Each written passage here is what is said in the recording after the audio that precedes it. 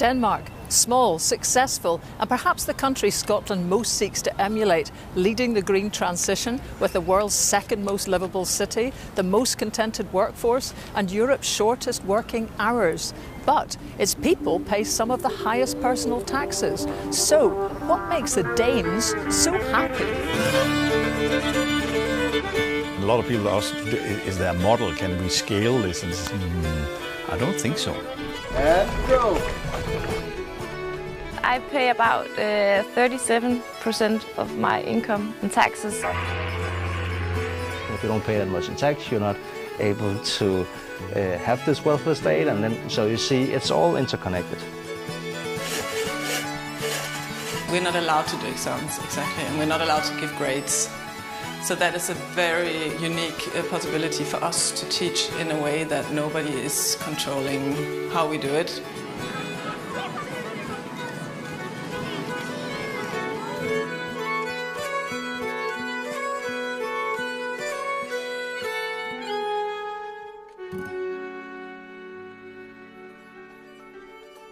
Copenhagen, the world's most sustainable capital. But like everything in Denmark, that happened not by accident, but by design. In the 1980s, the city was close to bankruptcy, with heavy industry in decline, a falling population, falling tax income, and a dirty, polluted river. The challenge was to bring young families back, so the council asked how and got a surprising reply. Swimming right here in the centre of the city. And as luck would have it, my colleague Tina Sabi is here. Nice to meet you. You are here, right in the water. I know. How astonishing that we are here together. So tell me, you were the city architect here for 10 years and saw a lot of changes. When did they start swimming here in the harbour? It began around year 2000, 2002. We had the first swimming bath. I guess it was in 2000. And just how much did you have to clean the water? Because it must have been horrible. Quite a lot. So there was a lot of pipes that was going directly into the water, and we needed to change them. That's putting it mildly. A new sewage system was installed with a runoff to make sure rainwater didn't cause overflows and the harbour sediment was cleaned. It cost hundreds of millions of pounds 40 years ago, but it was worth it. The harbour was splitting the city in two. Nobody was coming down to the harbour because it was industrial area and it was dark and it was gated, and so it was not a place you came. And today the harbour, you can see, is almost binding together the Copenhagen. Elsewhere, a newly restored waterfront would be full of upmarket flats and private piers, but not here, with planners determined to protect public access. We have a planning system where we have been putting some guidelines and regulation, so all the area is with public access. So a lot of the land is privately owned, but it is with public access. And I guess the solution that people can walk and bike along the harbour is also one of the reasons that we want to go here. Have you managed to keep the population in? Have you got more families that are living and not going off to a smaller suburb? When you just look around here, there is young people, there is families, kids, babies, and there is also old people. So I guess we have quite a good population here, where every generation is living in the city. But the 80s restoration didn't stop at the river. Housing was improved, and instead of glorified bin parks in back tenements, Copenhageners got lovely designed gardens with rules to guarantee cooperation. You should make it into one community, so you're not allowed to put any fence to privatize it. It should be, the rainwater should have its own system, so you were off the big system. There should be no cars. So in a way you can also say it was an early thinking of sustainability. And then the important thing was also that we should maintain it ourselves afterwards. So it was also a democratic way of taking care of it.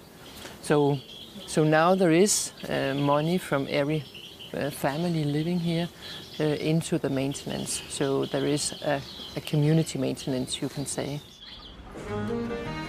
A third of homes in Copenhagen are cooperatively owned, and that's helped cap prices. Housing costs are slowly rising, but heating remains relatively cheap. The city's had district heating for 100 years, and 98% of homes today get high-efficiency, low-cost heat from 10 central boiler plants. No struggling with individual boilers here. Only the Danes could imagine and build a heating plant like this. The Amerbaki plant, nicknamed Copenhill, has an artificial ski slope on the roof.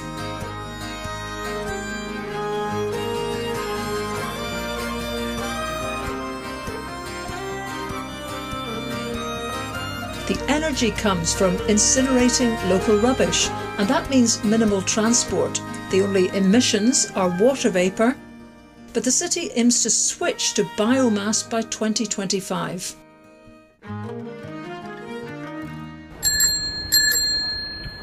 Another design feature that keeps Copenhageners happy is travel.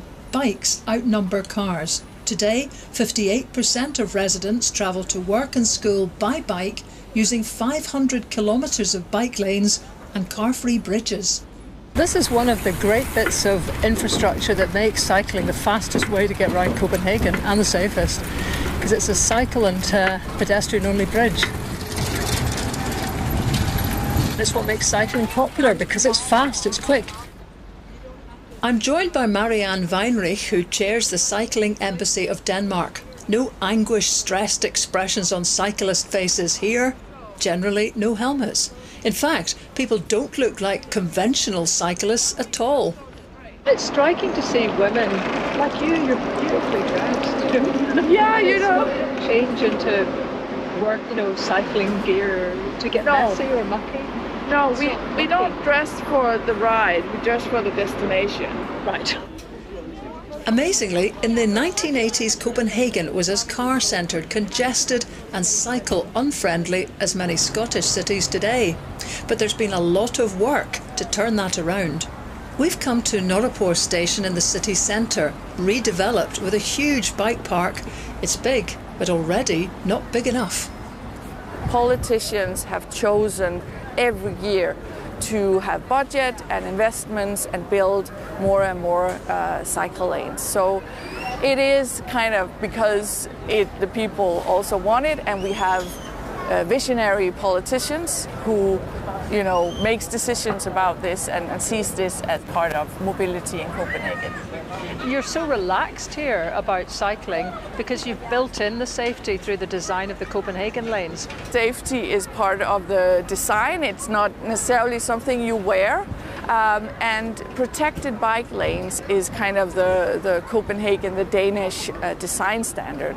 And that means that there is a pedestrian area and there's a curb, a physical separation that also separates pedestrians from cyclists. And then we have the bike lane, and then there's a curb that again physically separates the moving cars from the cyclist. And that physical barrier is key, because if it's just a painted lane or something like that you can cross, it doesn't give the same kind of a feeling of safety and security, and also de facto safety and security.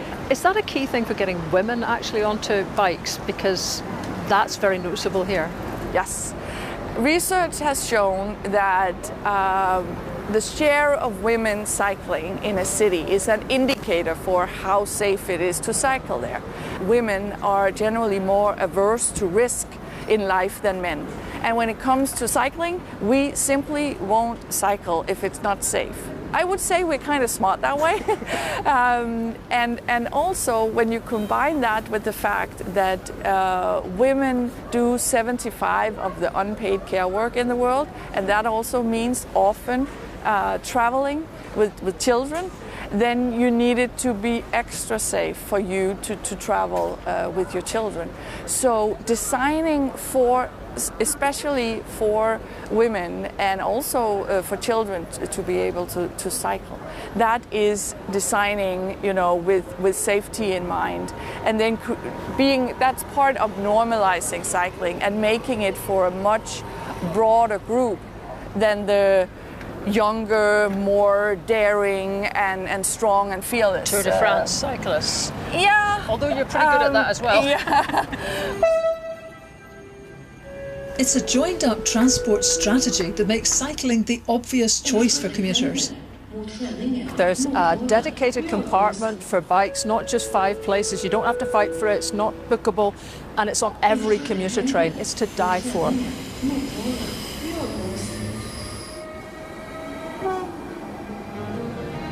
Leaving Copenhagen behind, I'm off to explore the rest of this island nation, heading for the small town of Skive in the heart of Jutland. Denmark has roughly the same population as Scotland, but just half the landmass. It wasn't always this way. Denmark once controlled Norway, Sweden, Finland, Iceland and Schleswig-Holstein, lost to Germany in a disastrous war in 1864, after which Denmark almost ceased to exist. Yet the Danes rapidly adapted to this huge loss of territory, population and status without acrimony or nostalgia. Instead, the country accepted change and powered back, thanks in large part to an education system that's quite unique. Take the next right onto Frilandsvej.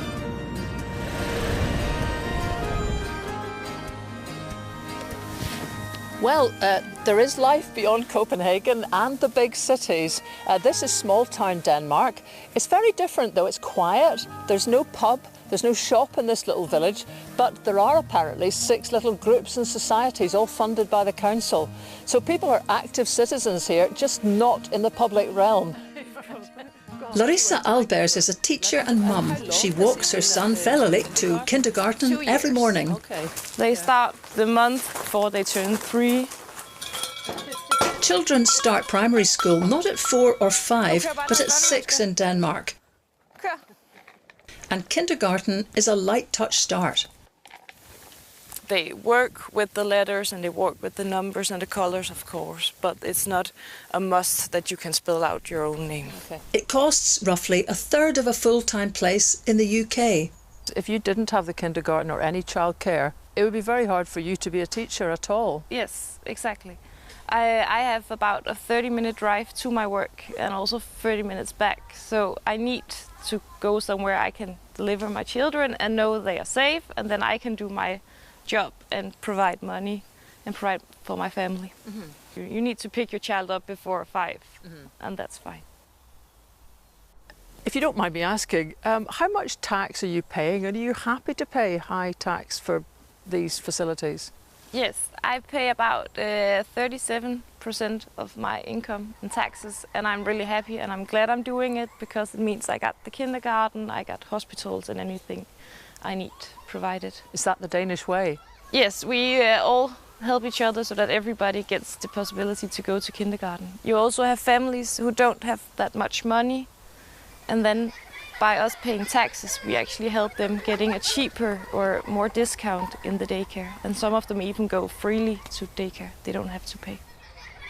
Head teacher Marianne Christensen says the kindergarten encourages children to explore and learn the key skill of cooperation. We have activities that the grown-ups are preparing for the children all day.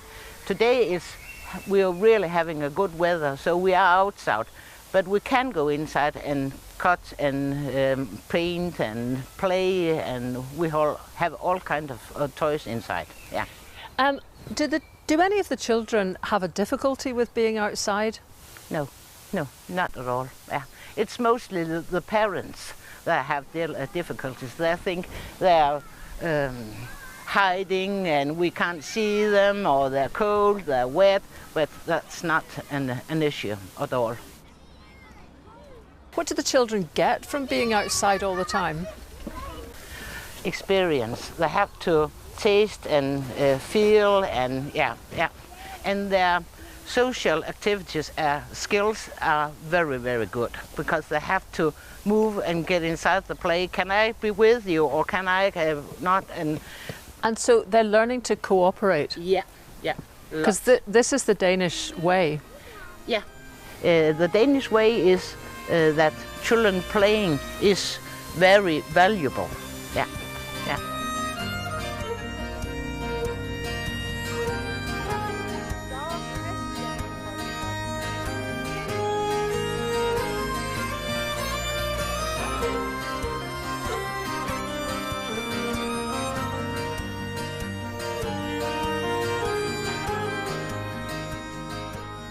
The kindergarten sets up play and cooperation in education, but that gets reinforced at the age of 15, when many youngsters spend a year away from home in a remarkable Danish invention, the Efterskole.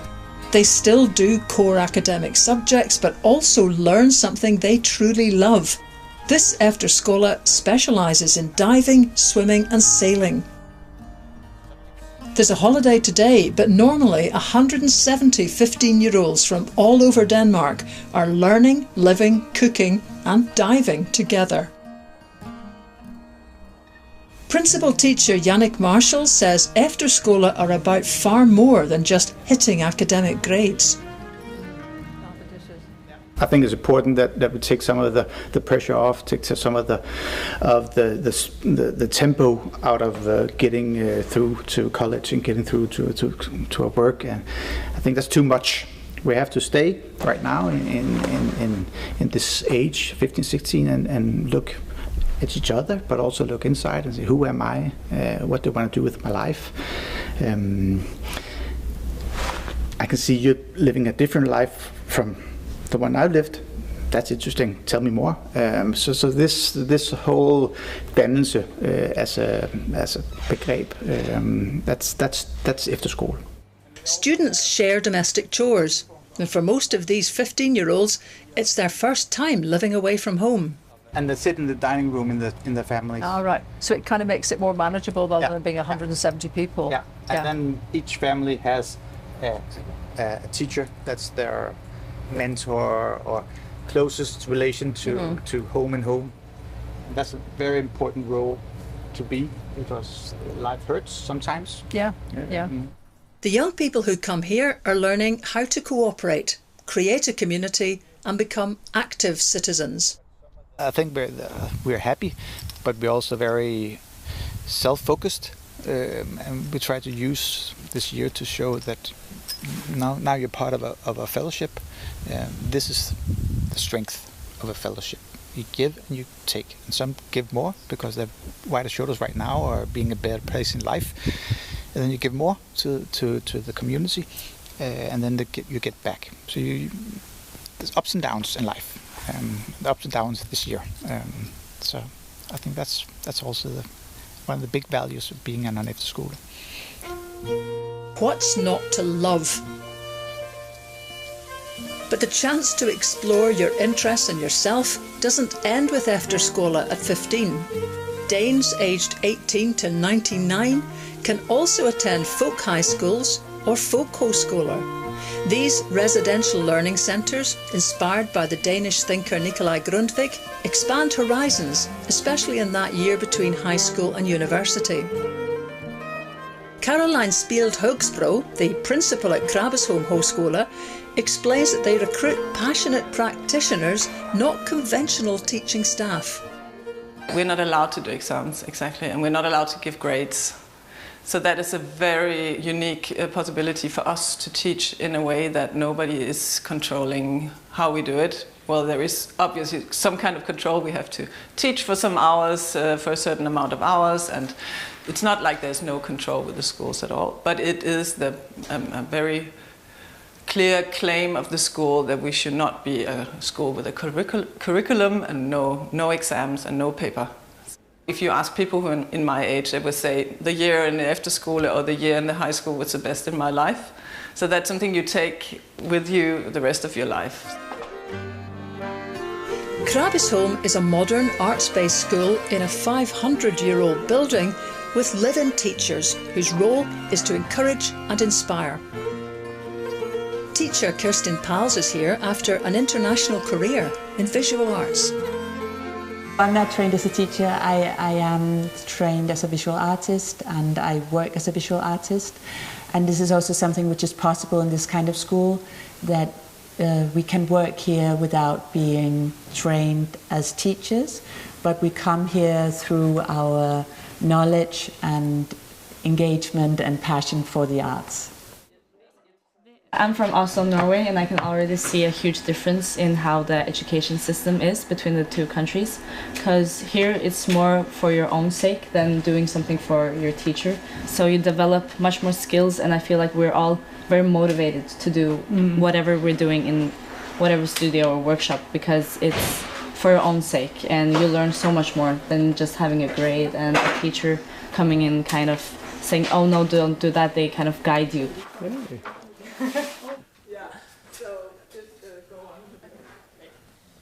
I think it's quite normal in Denmark to do a højskole. Men jeg klikkede ret meget på et tidspunkt. Så det okay. Ja, det kan være det. I'm 21 and I used to go to a gymnasium and I did 2 gap years. And I thought that I might want to try to do some art and architecture, so I found this school. The students pay for half of the fee, and the Danish government believe very much in this kind of school, so they also subsidize højskole in Denmark, because we believe that it's a larger project, making good citizenships. So what you get with you in this half a year about living together, taking responsibility for each other, being a collective, and orienting, or like this personal development, has such a high value that the Danish government have decided to pay for this kind of school.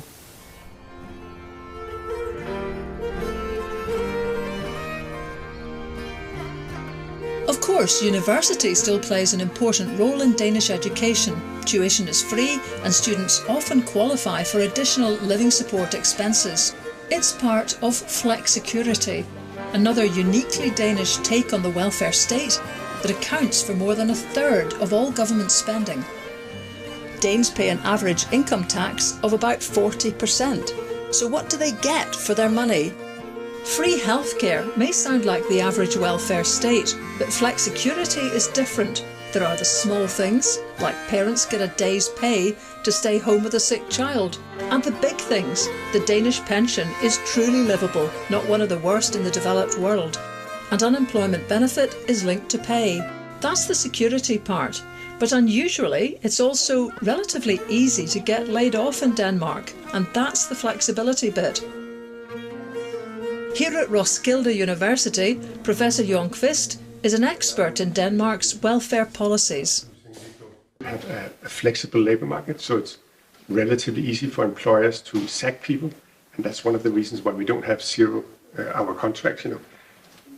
Employers can take in people if they need more labour, and they can sack them if they don't need them.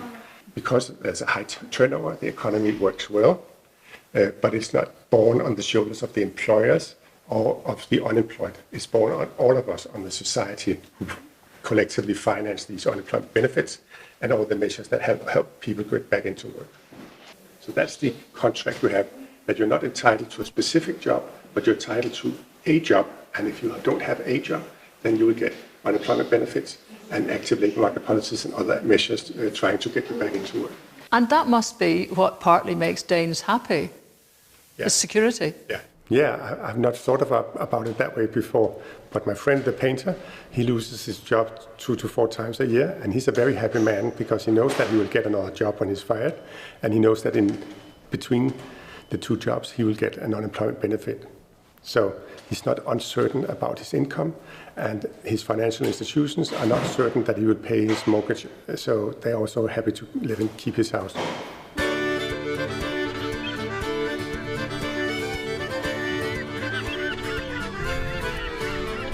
So where does the money come from? What fuels an economy that can finance such a generous welfare system? And go! Denmark is now a small country with relatively few natural resources. It's incredible to think that longships like these once crossed the oceans in the Viking era, striking terror into the hearts of people in Scotland, England and Ireland. But although the longships era has passed, the Danish domination of the world's seas continues unabated. Maersk is one of the world's biggest shipping companies. And in the 70s, just as the Danish government had a hungry welfare system to feed, Maersk diversified into something new. Henning Morgan is the Maersk company historian. We also went into energy production, formed a consortium called the Danish Underground Consortium, and they produced the first Danish oil in 1972. Which is actually ahead of Norway and Scotland. Yes. So you're just quietly first. That developed into a company called Maersk Oil. We developed into contractors with a company called Maersk Drilling, offshore services in Maersk Supply Service. So got engaged in offshore and oil and gas production, which became a significant leg in the Maersk companies after 1972. It's ironic to be sitting in a country that's a leader in the green transition when you still got a lot of your business in oil. We did have a lot of our business in oil. We have divested basically all of our activities in production of oil and gas by now. As a reaction to the green transition, Maersk Supply Service is still part of the A.P. Møller Group, but is moving away from offshore services to servicing the windmill industry. You pay taxes, and you paid taxes at a time when Denmark was really rolling out its welfare state. Yes, in the 1970s, 1980s, 1990s, where we had the contract with the Danish state on the production of oil and gas, we paid a lot of taxes, and whether that paid for some of the welfare state, absolutely. Our role today has probably been taken over by other companies because most of our activities, the Maersk activities, are around the world. This is the office of Mr. A.P. Møller, so the founder of Maersk. Right. He died in 1965, and at that time the office was put down and taken away and then re-established here as part of our museum. Your founder had some great sayings, and one of them was, if you have the ability, you have the responsibility. So what does that mean? Let me start with the Danish phrase. It's called nyttig virksomhed, meaning having a positive impact on society. So if you look at many of the sayings of A.P. Møller and his son Maersk Mc-Kinney Møller, you'll find this lying underneath what they're saying. We want to have a positive impact on society. And if we have the ability, we also actually have the responsibility to act on that ability. For a small country, Denmark has some huge corporations. Maersk is known all around the world, though it may not quite match Lego as a household name. That pioneering plastic toy launched in 1958. 400 billion pieces have been made since, and that's 50 bricks for everyone on the planet. And the wind industry wouldn't be the same without the innovation of Danish blacksmiths in the 1970s who created the company Vestas. Today, they produce a fifth of all the world's wind turbines on and offshore and sit at the forefront of Denmark's green international image. Danish turbines are powering an international energy revolution, but the underlying infrastructure needs to keep pace. That's where Danish colleges come in. Skive College trains students from all over Europe in electricity distribution and subsea cabling. Head of Education Kurt Lindholm says they constantly adapt to the latest industry needs. Every year we have an adjustment of what is asked for in knowledge and competence. What are we going to produce of students and knowledge to fit the future? I would say about 80 to 90% of our students are somehow linked to the green transition and the future. So I'm from Hull, Kingston upon Hull. The reason I'm here is I'm a trainee for my company called Swire Energy Renewable Energy Services, and we're here for a training to get qualified to a 66 kV training. We have people from Poland, Great Britain, Portugal on a commercial training because the green transition is global, and we provide some specific skills and some specific training that are needed around the world, so they come here. We are a small country, but we know we are good in engineering and we are good in acting, convert knowledge to action, so we can sell our knowledge, we can sell our products. I think we have realized we cannot only produce things or components, we also need to produce things that can be exported like knowledge.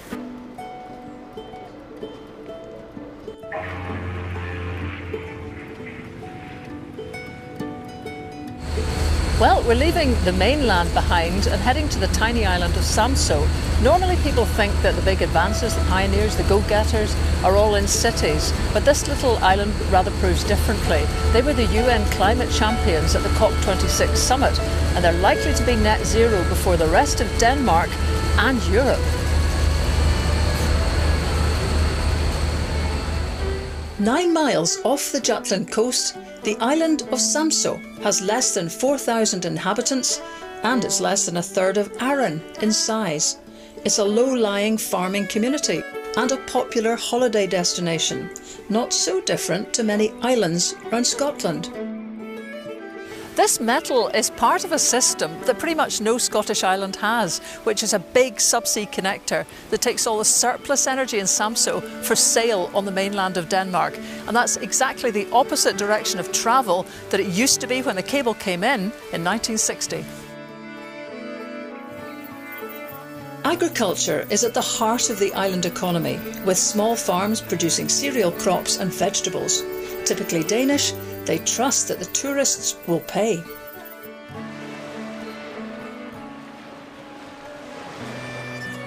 In 1998, Samso Council won a Danish government competition to become a model community for the green transition.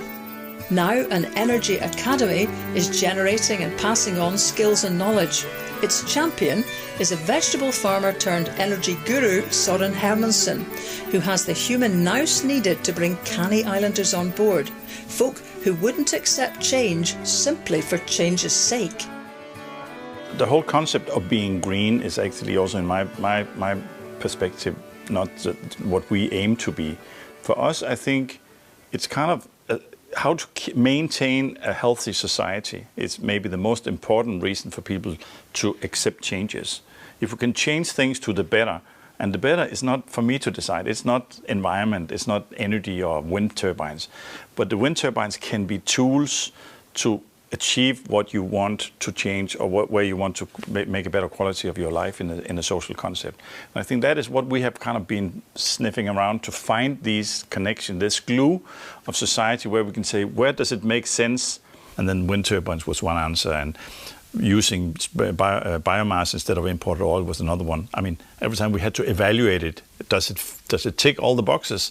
Is it cheaper? Is it better? Is it local? Does it produce jobs? Which was all the answers that we had on the other side. I think that is basically kind of our recipe.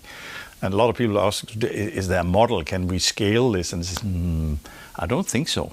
It's not scalable, but it's inspirational.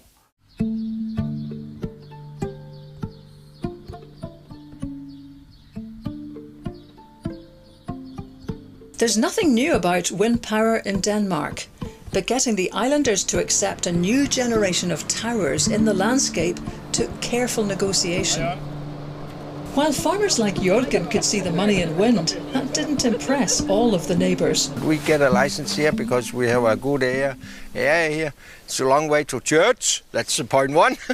Oh, okay. So if there was a church here, that would be a problem? No, it was hopeless. Oh. To avoid kind of the conflict between farmers and neighbors, we had an agreement with the farmers that they would lease land to a co-op. and the co-op was already existing, and they could then have 2 turbines, or we didn't know how many, but we asked people to sign up and show up and say, I'd like to buy a share in a wind turbine. Not to silence them, but to give them an opportunity to be co-owners, because the co-ownership makes people much more aware of why it's there. Well, because it's money in the pocket for one reason, but it's also like you are part of a process where you are involved in it, both physically and mentally, that we are doing this, not just a few farmers. And so in 2 weeks there was 50 farmers that asked for wind turbines on the countryside. Wow. Because it was terrible good business. Everybody could see we could pay it back in 6-7 years. And once islanders shared the benefits, few begrudged Jørgen his new wind-based business empire. I have the farming and the energy, and now we have built 20 flat for older people. So now I have 3 legs. 3 legs, right.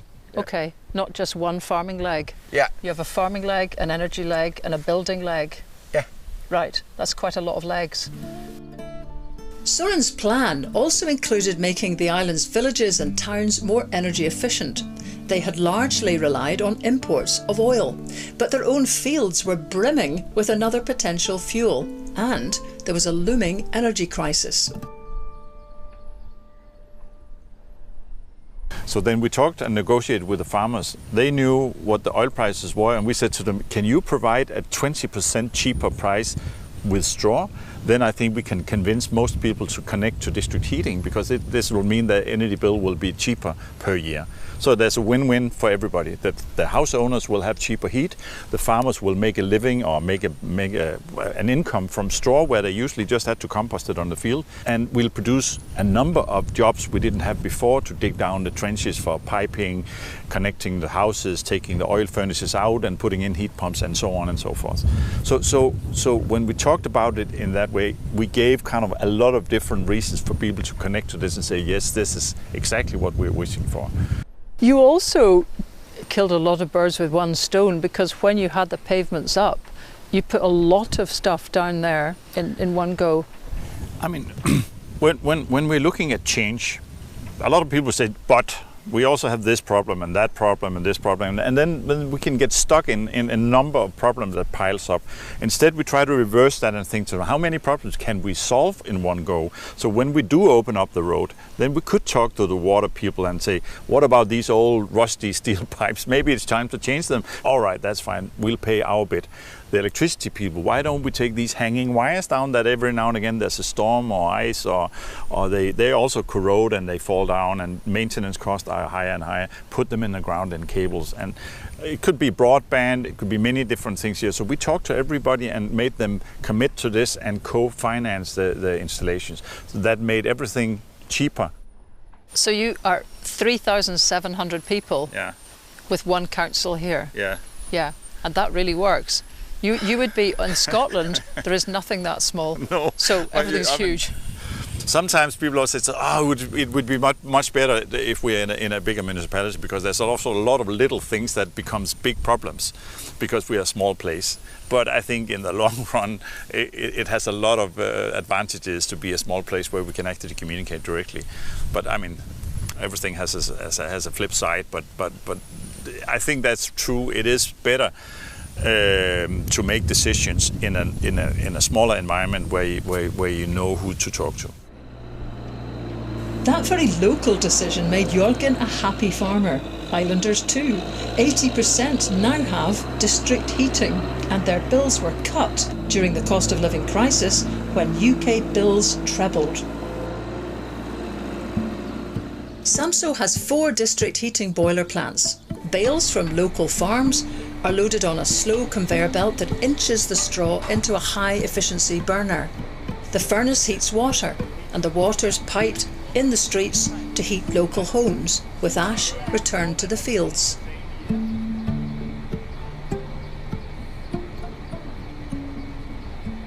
In here, I see a whole lot of straw bales. That's kind of like a bit of a straw shed. You see, on the other hand, this is not just a hay barn.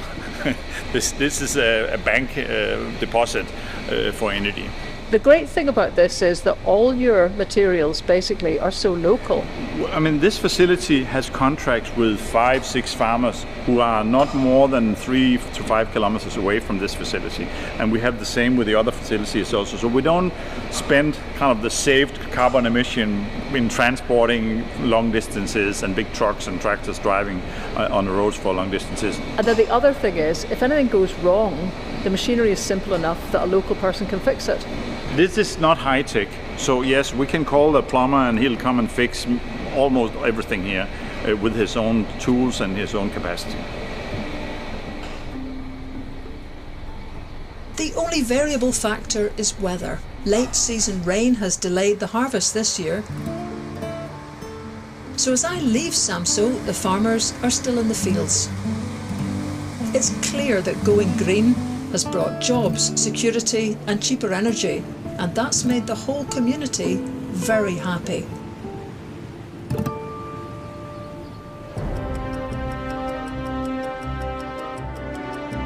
Back in Copenhagen, I'm heading to the heart of Danish democracy. How have these progressive policies survived the coming and going of governments over 50 years?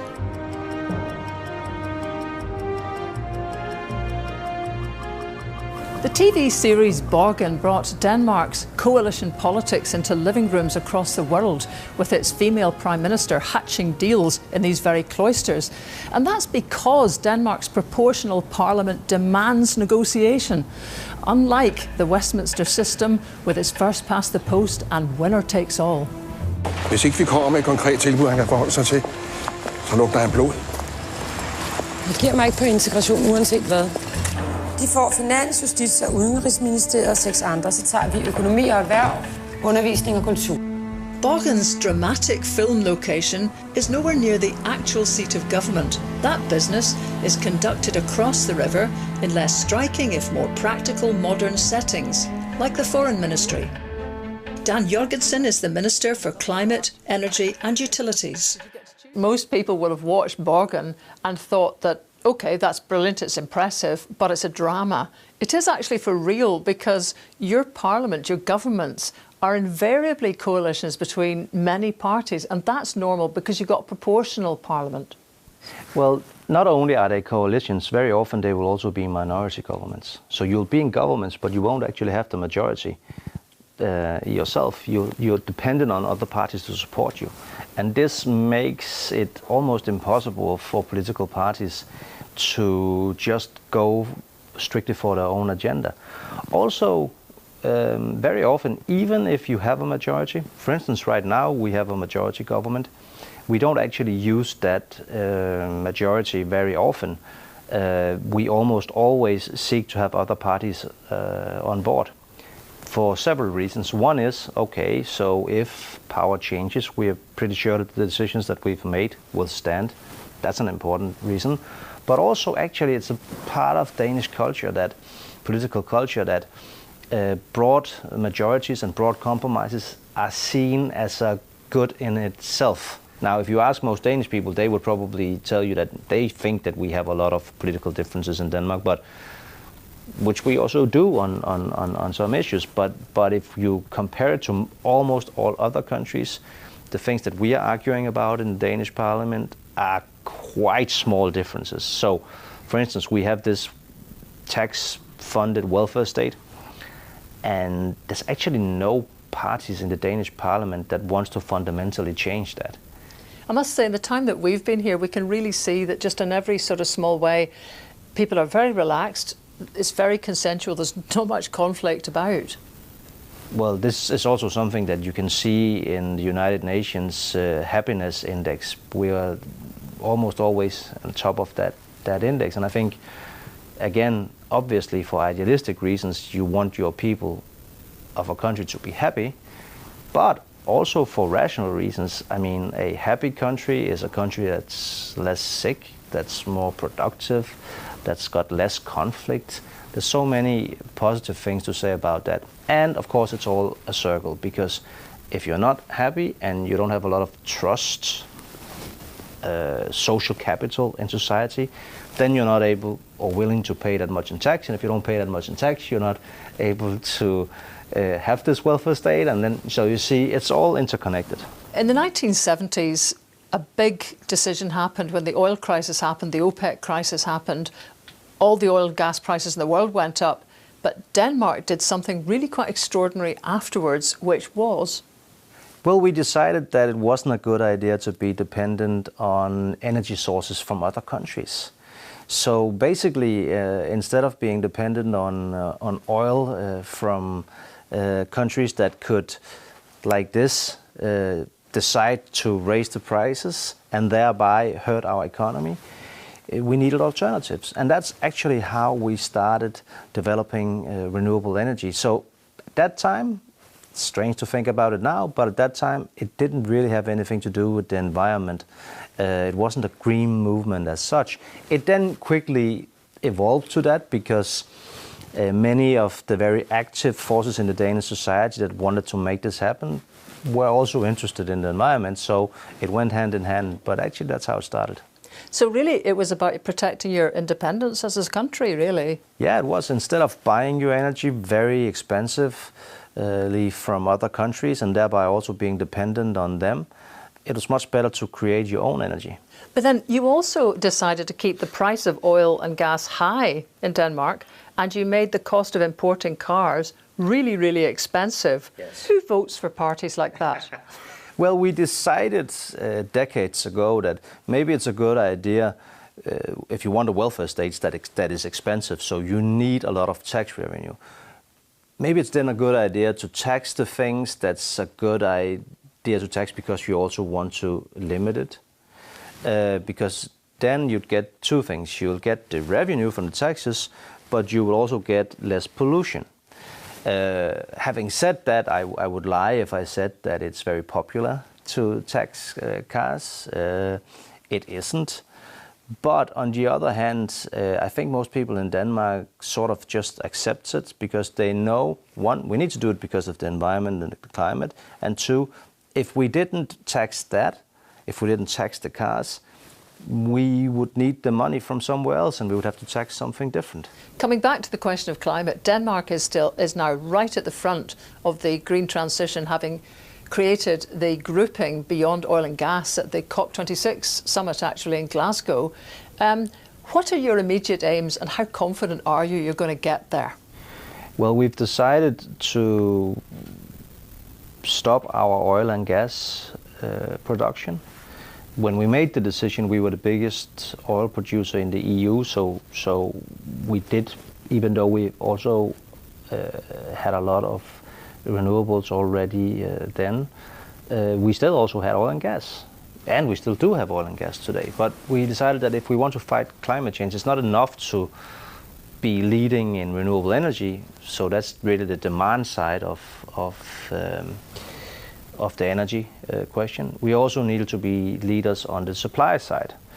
So it would have been a bit of a paradox if in the future we would be 100% green in Denmark, but we would still withdraw oil and gas and sell it to others. So we would just export the problem. That would not be a good idea. So we decided to stop all future licensing rounds and put an end date in 2050.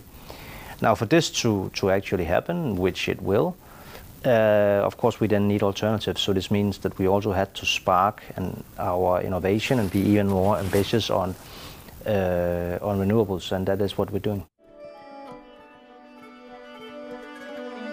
But life's not perfect. Denmark's refugee policy has international critics. Its proportional parliament means far-right parties are represented and very visible.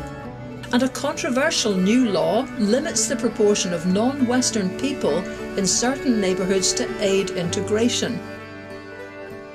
But though Denmark has many of the same problems facing Britain, it tends to approach them with an instinctive solidarity. Ole Dahl is a regional newspaper editor and was a political correspondent in Copenhagen. The age for when you can leave your job is going up because we want people to stay a little longer working. So retirement age. Retirement age, yes, that's going up slightly all the time actually. 67 now, but it will go up to maybe 69 in a couple of years. But we accept that we have to maybe be hardworking to have the money for the welfare system, the social system we have, to make sure that everyone has the possibility of a good life.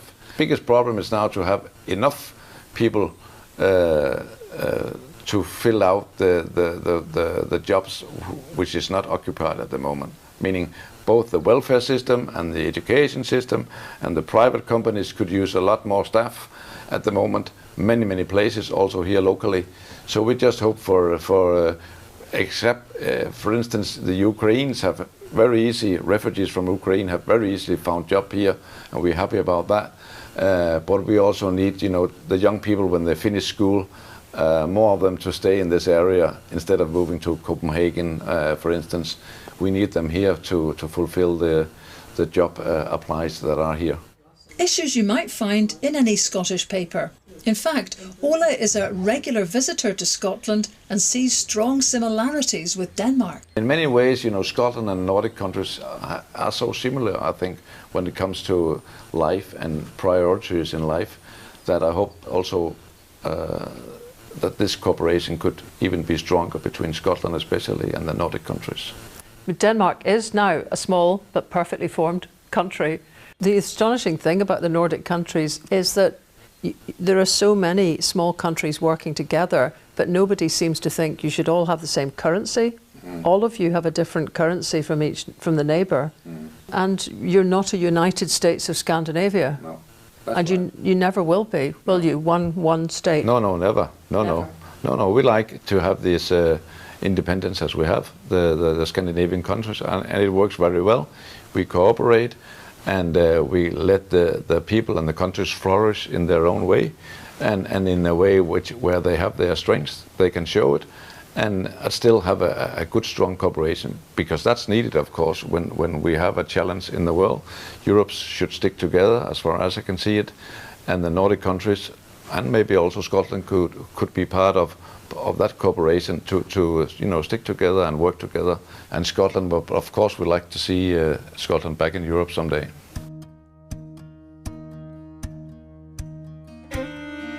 I've got one more trip in my journey of discovery.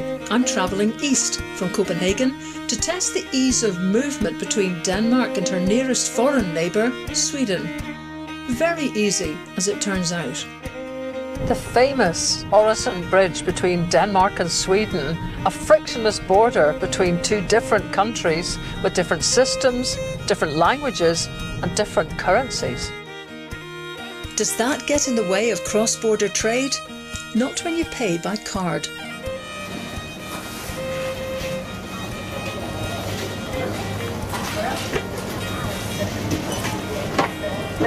Which country are we in? Sweden. Yeah, just so close to Denmark and no bother. Paying here? Yeah. Do you want your receipt? Tak. Perfect. Just like that.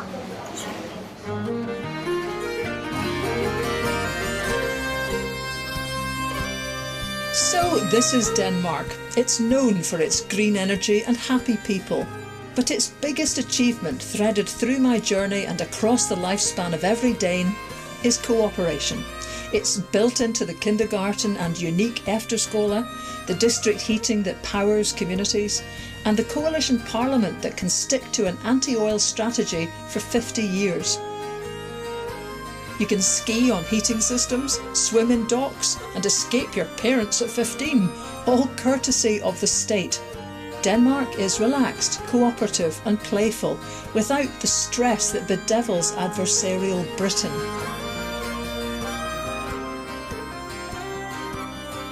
Happiness, like beauty, is more than skin deep. No wonder the Danes are laughing.